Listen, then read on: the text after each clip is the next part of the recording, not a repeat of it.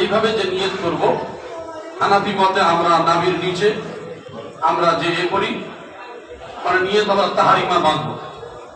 ঠিক আছে?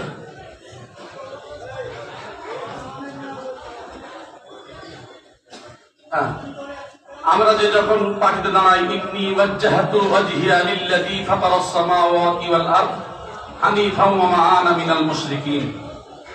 তারপর আমরা নিয়ত করে যে দেখাই যে এই যে বললাম যে কিবলার দিকে হাত এইভাবে করে আল্লাহু আকবার বলে এই দুইটা আঙ্গুল দিয়ে এই হাড়কে ধরলাম, তিনটা আঙ্গুল উপরে রাখবো, এইভাবে এই যে পড়বে।